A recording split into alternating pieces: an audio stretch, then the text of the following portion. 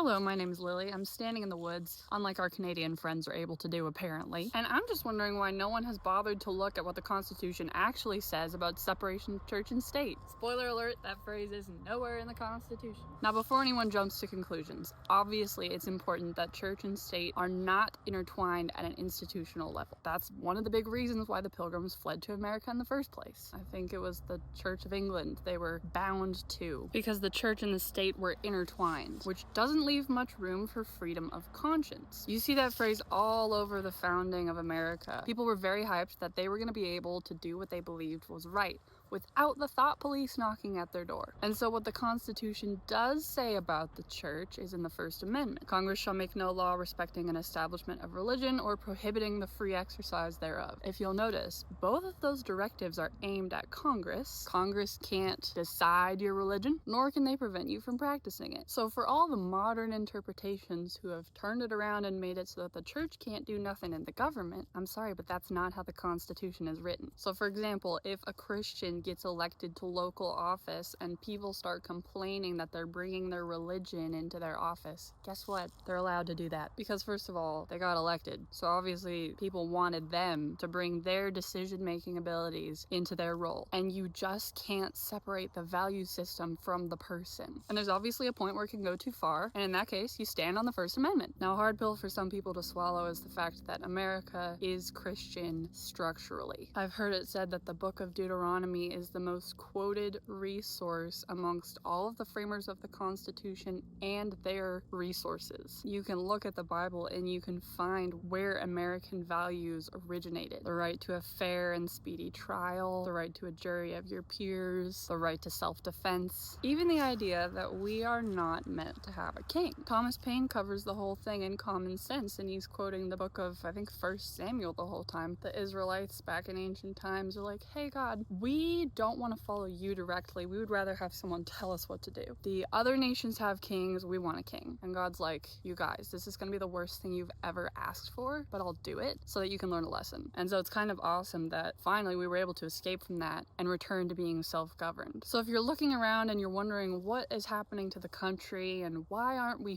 free anymore, consider the fact that American freedom is only achieved through Christian values. You don't have to convert, but if you love the Constitution and what it stands for, maybe we should give a little credit to its origins. So remember that no one in government has the right to make you check your values system at the door, and if you want to enjoy American freedom, you also have to be honest about where it came from. Thank you for coming to my TED Talk.